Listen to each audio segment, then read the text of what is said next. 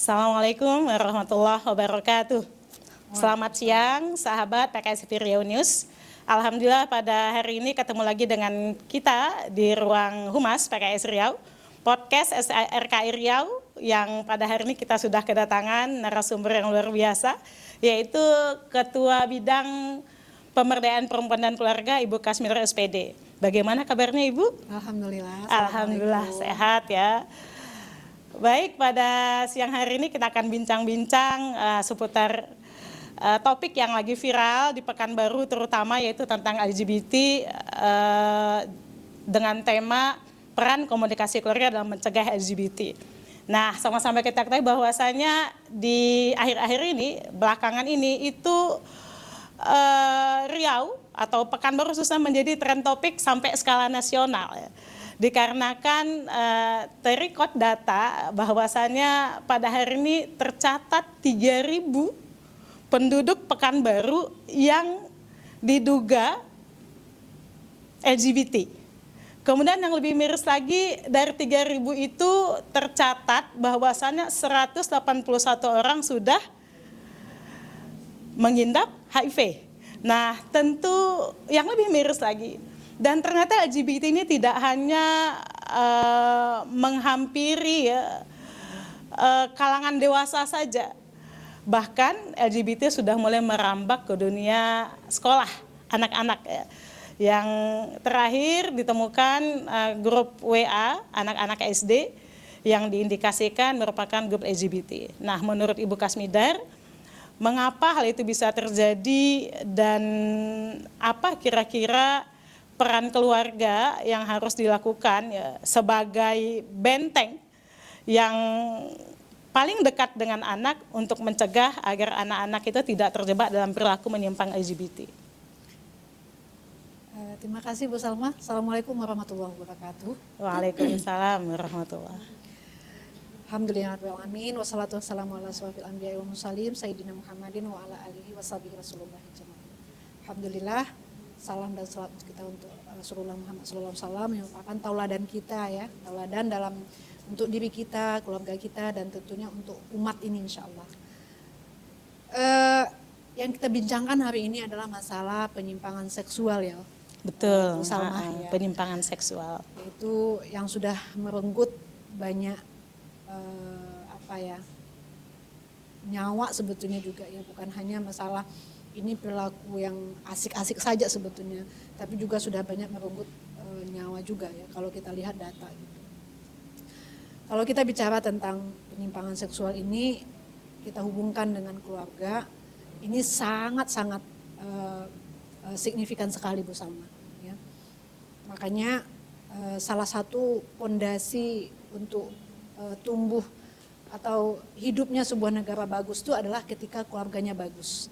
Nah, keluarganya bagus itu berawal dari mana? Tentu dari ibu dan bapaknya yang juga memiliki visi yang sama dalam mendidik anak. Ya. Nah, hari ini alhamdulillah RKI kembali mengangkat tema tentang LGBT ya, penyimpangan seksual yang juga katanya lagi marak di Riau, gitu ya, lagi marak di Riau. Nauzubillah sebetulnya ya, kita sangat sangat miris sekali ya, bahkan saya membaca beberapa berita itu bahkan ada dikatakannya bahwa pemimpin LGBT itu sendiri adalah orang Riau. Asalnya Riau, nauzubillah gitu ya. Terakhir saya membaca ada kekhawatiran yang disampaikan oleh Bapak Gubernur kita ya, bahwa sebetulnya penyimpangan ini sudah diantisipasi lewat kebijakan-kebijakan pemerintah kata beliau ya. Tapi Masya Allah ya, kita nggak tahu juga sejauh mana itu bisa memberikan dampak terhadap menurunnya penyakit penyimpangan seksual ini, sehingga bahkan sampai hari ini kita lihat Riau termasuk kalau nggak salah 3 besar di Indonesia yang jumlah pelakunya terbanyak. Nah, ini apakah akan kita jadikan sebuah kebahagiaan? Tentu tidak ya. Itu tidak, karena ini adalah kita khawatir nanti pelaku ini seperti yang dibahas oleh dalam agama kita, bahwa ini sebuah perilaku yang membuat datangnya muka Allah. Ya. Ketika muka Allah itu datang, tentu yang akan kena itu adalah semuanya, bukan hanya kaum LGBT-nya, tapi semua masyarakat atau daerah itu akan dikenai oleh azabnya Allah. Nauzubillah ya Bu Salma ya. Mudah-mudahan ini tidak bisa terjadi karena kita berharap melalui kebijakan pemerintah dengan dibuatnya peraturan perundang-undangan yang betul-betul yang terkontrol dan terevaluasi dengan baik tentunya gitu ya, peraturan itu dibuat. Tidak hanya sekedar dibuat dalam rangka untuk mewujudkan aspirasi ya, tapi betul-betul diwujudkan dalam bentuk aksinya apa gitu ya. Itu harapan kita sih sebetulnya ya. Apalagi kita sebagai partai politik yang memang memiliki peran sebagai penguatan negeri ini. Dan mudah-mudahan PKS melalui bidang pemberdayaan perempuannya, melalui talkshow-nya seperti ini bisa memberikan sedikit edukasi kepada masyarakat. Dan hari ini seperti tema Bu Salma tadi bahwa peran keluarga. Ya. Kita menjadikan keluarga itu adalah sebetulnya benteng bagi anak-anaknya ya, bahkan juga penghuninya ya, untuk menjaga komunitas menjaga orang yang ada dalam keluarga itu.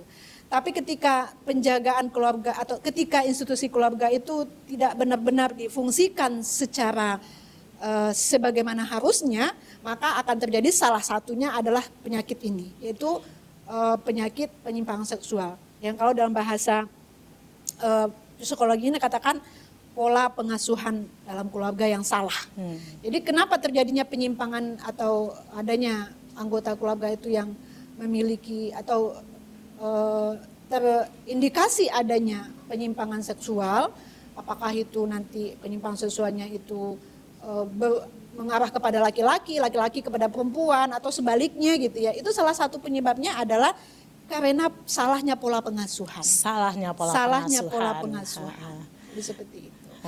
Nah, jadi bagaimana bentuk salah pengasuhannya itu ya tentu yang harus difahami bagi seorang orang tua ya. Ketika dia memiliki anak, jangan sampai hanya anak itu dijadikan sebagai subjek ya. Subjek apa? Subjek pemuaskan harapan-harapan saja. Tapi apakah orang tuanya memiliki komunikasi ya yang baik ketika dia menyampaikan harapan itu dikomunikasikan dengan baik? Apakah harapannya itu sesuai dengan harapan anaknya atau bahkan hanya sebagai suntikan-suntikan yang akan membuat anak itu semakin kerdil di hadapan orang tuanya? Mungkin gitu satu-satu. Menurut beberapa kajian ya bahwasannya mencuatnya atau munculnya penyimpangan seksual berupa LGBT ini karena lemahnya pola pengasuhan di dalam keluarga ya. Jadi diduga ya berdasarkan data juga ya bahwasannya Indonesia itu urutan keempat fatherless country. Jadi Indonesia termasuk urutan keempat fatherless country, itu negara yang peran pengasuhan ayahnya itu lemah gitu. Nah, lemah. Jadi kira-kira menurut Bu Kasmidar sebagai ketua bidang perempuan dan ketahanan keluarga yang memang gaweannya itu bagaimana pengokohan keluarga ya, kira-kira apa yang harus dilakukan oleh para orang tua ya, tindakan preventif, tindakan pencegahan ya, agar anak-anak itu tidak terjebak ya, tidak terbawa dengan perilaku penyimpangan tersebut. Ya, terima kasih Bu Salma. Jadi begini ya, yang saya katakan tadi bahwa salah satu penyebab dari munculnya penyimpangan seksual ini adalah karena pola asuh yang salah di keluarga itu. Jadi sebelum kita nanti apa tips yang bisa kita lakukan, kita lihat dulu ya, apa kesalahan keluarga yang membuat anggota keluarganya atau anaknya ya bisa berada di kondisi penyimpangan seksual ini. Dikatakan, saya mengutip ungkapan atau pernyataan yang disampaikan oleh seorang psikologi ya, Ibu Eli Risman, kata beliau ya, ada 7 perilaku orang tua ya yang menyebabkan anak itu nanti bisa terindikasi LGBT. Yang pertama yang bisa menyebabkan anak-anak bisa LGBT. Jadi yang pertama kata beliau adalah tidak adanya orang tua tidak peduli dengan anaknya. Tidak peduli ya, dia cukup kasih makan saja. Jadi kalau kita bicara peduli, ini sebetulnya semua aspek tuh harus dipenuhi. Diperhatikan, gitu ya. dipenuhi. Sehingga kadang ya anak-anak itu hanya orang tua hanya merasa tugas yang si bapak hanya mencari nafkah, mencari makan, menyediakan tempat tinggal. Si ibu apa? Memasakkan, kemudian mencucikan pakaiannya, kemudian menggosok gitu kan. Itu kata beliau, itu hanya pemenuhan fisik saja itu. Ya, kalau sakit diobatin gitu ya. Tapi ada salah satu lagi pemenuhannya adalah sosialnya, psikologinya. Nah, inilah yang harus kita pahami sebagai orang tua gitu ya. Ketika ini tidak bisa dipenuhi, maka yang terjadi apa nanti? Akan muncul nantinya anak itu kalau yang tidak kebutuhan psikologi tidak penuhi, maka akan muncul namanya anak itu mengalami malas BMM, Bu Salma. BMM, apa itu bekas BMM? Malas berpikir, malas untuk mengambil tindakan, malas untuk mengambil keputusan sendiri. Oh, akhirnya nanti muncullah generasi stroberi itu yang lemah. Jadi makanya kita temukan anak-anak kita sedikit hari ini ya, ketika dia mendapatkan sedikit saja masalah, dia langsung udah mama aja gitu. Nah si mama ini juga gitu, karena dia nggak mau juga anaknya repot-repot atau mungkin nggak mau menghadapi kerewelan anaknya gitu ya. Akhirnya mama diambil alih semua. Mamanya maju ke depan Contoh kecil ya Bu Salma ya. Ketika anak usia 3 atau usia TK mau pergi sekolah, kita suruh dia cari sepatu, kemudian nggak ketemu gitu kan. Akhirnya siapa yang keluar setelah itu? Pasti mamanya keluar lagi, ibunya keluar lagi. Udah biar ibu aja yang cariin. Atau biar ibu aja yang kancingin bajunya. Pasang sepatu biar cepat, biar ibu aja. Atau PR kalau nggak selesai juga, udah ibu aja yang ini. Nah inilah yang membuat kadang anak itu ya seperti itu tadi. Jadi dia malas semuanya. Karena udah ada ibu, kenapa ibu di sini bersama? Nah ini lagi nanti nih. Karena ibu yang sering berinteraksi, repot juga dengan anaknya kan gitu. Karena bapak bekerja pergi pagi, pulang petang, pulang ke rumah kecapean ya. Tapi Bukas, itu kan tugas suami atau ayah kan mencari nafkah mencari nafkah. Betul. Pergi pagi, pulang petang ya, kadang bahkan lembur sesekali ya. Atau bahkan ada sebagian bapak-bapak yang mungkin malam itu cari kerja sampingan untuk mencukupi kebutuhan keluarga. Kira-kira kalau untuk begitu bagaimana agar para ayah ini tetap bisa melakukan perannya tadi gitu. Nah, ini tadi. Jadi masalah yang pertama tadi ketidakpedulian orang tua ya. Yang kedua tadi Bu Salma, yaitu tidak adanya peran ayah. Hari ini ya sudah data juga Indonesia itu termasuk negara yang lost tentang peran ayahnya di dunia. Keempat ya Bukas ya, fatherless country ya. Fatherless country, alhamdulillah juga ya. Makanya muncul sekarang ini forum-forum ayah ya, yang sudah banyak di mana-mana gitu ya. Ini termasuk PKS punya forum ayah ya Bukas ya, ada di 12 kabupaten ya insya Allah. Kita berharapnya forum ayah ini juga bisa kedepannya optimal sebetulnya ya, karena memang sangat ditunggu sekali hari ini gitu ya. Jadi tidak adanya peran ayah di rumah gitu ya. Dalam persepsi masyarakat kadang ya, ayah itu memang hanya sebagai pencari nafkah, penyedia makan, minum, kemudian tempat tinggal, pakaian gitu ya. Tapi ada salah satu sisi mungkin yang itu sebetulnya tidak membutuhkan waktu yang lama bahkan Salma ya. Ketika seorang ayah dia pulang kerja gitu ya, mungkin dia harus meninggalkan capeknya di depan pintu. Kemudian dia masuk, yang harus dimunculkannya adalah apa? Senyum, bayangan ya? Anak-anaknya sudah menunggu dia. Nah, gitu. Harus senyum ya, harus walaupun capek ya. Ya. Jadi jangan sampai seorang ayah itu hanya ya tadi kata aku kan udah memenuhi kebutuhan ininya semuanya sudah capek, semuanya, udah capek, mau pulang istirahat gitu ya. Tapi kebutuhan psikologinya juga harus dipenuhi lewat apa? Menyentuh, kalau dia anak perempuan ya, menyentuh pundak anak perempuan. Mengelus punggung, menggosok kepala. Kalau anak laki-laki apa? Ketika bicara dengan laki, tatap matanya, pegang bahunya. Nah begitu. Jadi kalau anak laki gitu Bu Salma, katanya gitu. Iya. Jadi seorang ayah ketika dia datang itu, dia harus melihat anak laki-lakinya kalau dia lagi tidur, angkat dia sebentar, nggak apa-apa. Ini ayah pulang. Kemudian anak perempuan apa? Lus punggungnya. Kalau lagi tidur, lus punggungnya, lus kepalanya. Nah itu sesungguhnya apakah itu memakan waktu 1 jam? Tidak, saya pikir tidak, sebetulnya. 5 menit, 10 menit ya. Tapi kalau itu ayah lakukan, efeknya untuk 15 tahun yang akan datang. Masya Allah. luar biasa sebetulnya ya. Jadi makanya kalau kita kembali ke agama tadi, bagaimana Rasulullah itu dengan anak beliau perempuan Rasulullah, kan kalau kita baca sirah juga ya, Rasulullah itu juga dekat dengan anak-anak perempuan beliau, ya, Penyayang dengan anak perempuan beliau, gitu ya, Masya Allah. Jadi ini yang kita sangat khawatirkan sekali, gitu ya. Jadi peran ayah ini Bu Salmah ya, sangat dibutuhkan ya dalam menguatkan peran gender dari anak-anak kita. Jadi anak laki-laki maskulin, perempuan feminim. Usia 3-4 tahun antara anak laki dan perempuan itu memiliki perkembangan otak kiri yang tidak sama.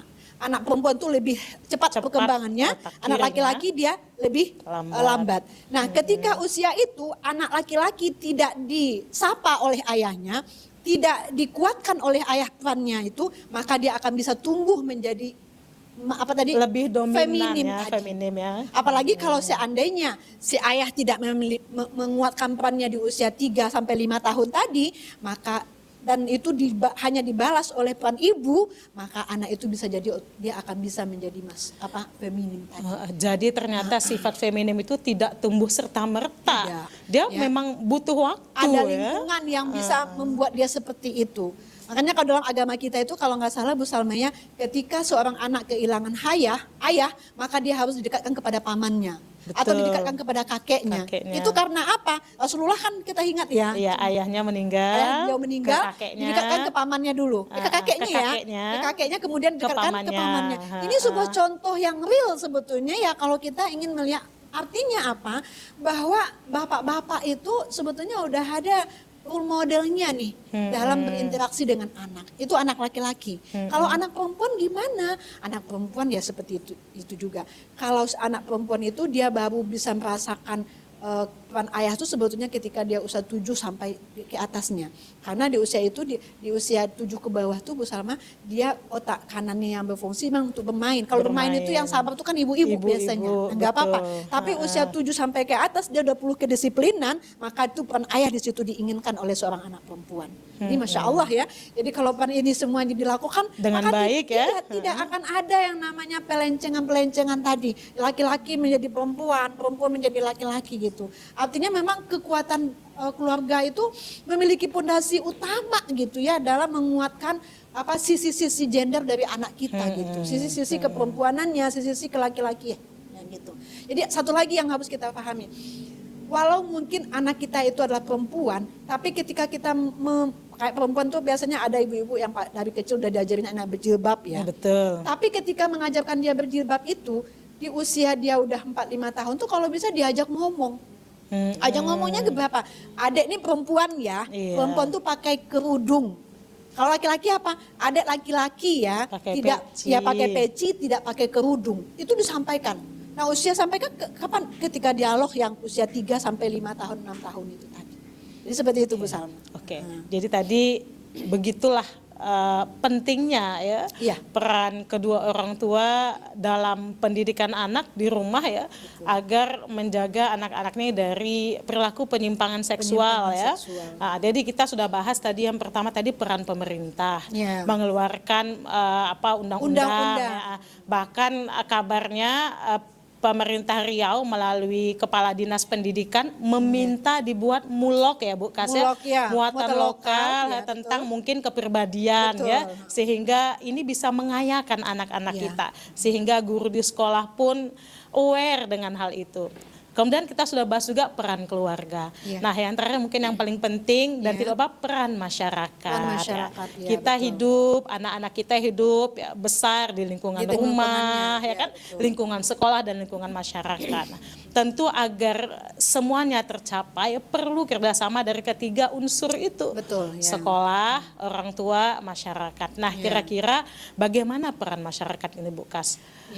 Jadi ketiga peran yang kita gambarkan tadi Bu Salma seperti segitiga ya Bu Salma ya. Nah ini merupakan peran saling terkait satu sama lain ya. Peran pemerintah adalah sebagai pembuat undang-undang, kebijakan. Yang kebijakan itu adalah dalam rangka untuk mengontrol ya. Kemudian kalau seandainya dia kan undang-undang tuh ada dibuat itu kan untuk menertibkan, kemudian membuat lebih baik kan gitu ya. Itu udah jelas ada peraturan jelasnya gitu. Nah, tinggal sekarang apakah peraturan itu ya tersosialisasi dengan baik ya. Kemudian betul-betul masyarakat itu memahaminya lewat forum-forum yang kalau bisa ada simulasi-simulasinya kalau menurut saya, Salma. Gitu ya. Karena peraturan itu kan banyak pasal-pasal sebetulnya ya. Betul. Kemudian ketika ada peraturan tentu ada sanksi yang harus dikenakan kepada yang melanggar peraturan. Betul. Tapi apakah itu juga terlaksana dengan baik atau tidak? Tentu pemerintah harus membuat regulasi yang jelas gitu. Itu yang pertama. Kemudian keluarga sebagai pondasi ya untuk tumbuhnya anak-anak kita ya harus memiliki kesadaran yang menyeluruh ya bahwa dia diamanahi oleh Allah Subhanahu wa taala untuk memiliki keturunan, milik anak, bukan hanya untuk menjadi milik dia dalam artian ingin dijadikan sebagai apa anaknya. Tapi anaknya itu adalah juga sebagai representasi dari dia nanti setelah tua yang juga akan menjadikan kebanggaan orang tuanya ketika dia berada pada posisi-posisi yang memang sesuai dengan fitrah yang seharusnya.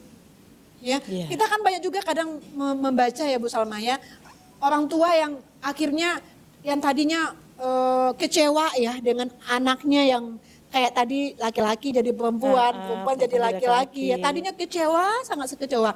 Tapi karena anaknya tidak bisa mengubah lagi, akhirnya mengikhlaskan seperti itu anaknya.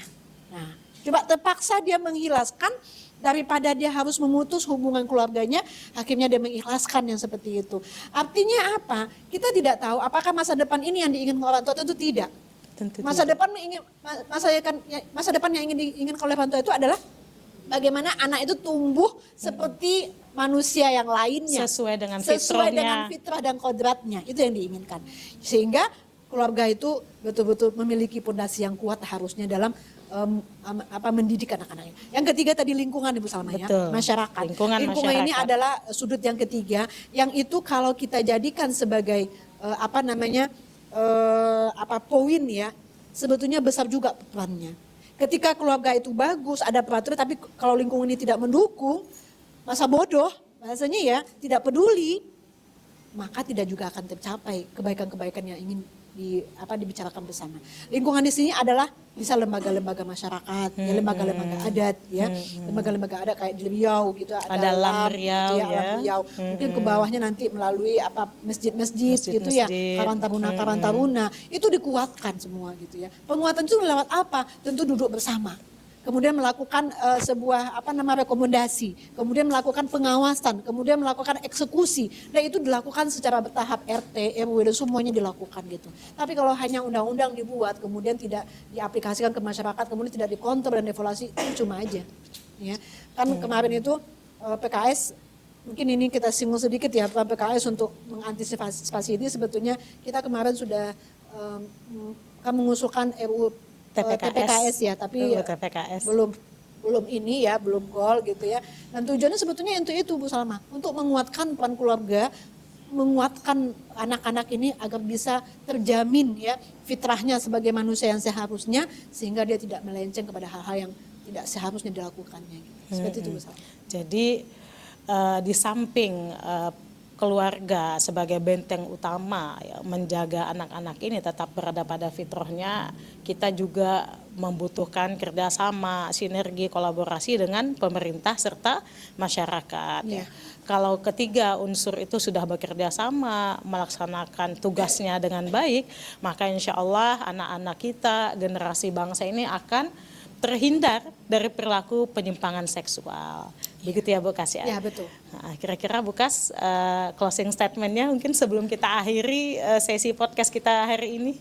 Iya, closing statement saya pada kesempatan kali ini kepada keluarga ya sebagai institusi terkecil di masyarakat yang akan menguatkan sebuah pondasi negara, maka jangan sampai jadikan keluarga itu hanya tempat tidur, nukar baju dan makan, ya. Tapi memang jadikanlah dia tempat berpulangnya orang-orang yang lelah di perjalanan, kemudian dia bisa enjoy di rumahnya, kemudian dia bisa menikmati sapaan-sapaan yang ringan, kemudian dia bisa menikmati dengan secangkir kopinya, dengan kasih dan peluk orang tuanya. Itu yang kita harapkan kepada semua keluarga yang ada di seluruh Indonesia. Karena hari ini anak-anak kita, apalagi dengan gempuran media sosial ya, gadget yang luar biasa gitu ya, maka itu tidak bisa kita hindari. Tapi bagaimana kita bisa mengontrol, membuat frekuensi waktu pertemuan yang bermutu, kemudian jadikan media sosial itu sebagai sarana untuk semakin menguatkan hubungan di antara keluarga. Jangan dijadikan sebagai pemisah antara keluarga yang satu dengan keluarga yang lain. Itu saja mungkin Bu Satma. Oke. Terima kasih Ibu Kasmidar atas kehadirannya di studio pada hari ini. Mudah-mudahan Ibu selalu sehat, berlimpah berkah ya. Baik, sahabat PKS Stereo TV News ya. Kita sudah saksikan tadi podcast kita tentang perilaku penyimpangan LGBT, dikupas dari peran keluarga dalam mencegah perilaku LGBT. Jadi sebenarnya seperti dua burung yang terbang membutuhkan sayap kanan dan sayap kiri, maka seorang anak akan tumbuh dengan baik, dia butuh dua sayap juga, yaitu ayah dan ibunya. Semoga kita doakan para orang tua di Indonesia, khususnya di Riau, tetap kokoh, ya, tetap bisa menjadi orang tua terbaik demi masa depan anak-anaknya, demi kemajuan bangsa ini. Demikian, saya Salmah Murad dan Kasmidar, SPD, mengucapkan selamat siang, sampai ketemu lagi pada podcast berikutnya. Assalamualaikum warahmatullahi wabarakatuh.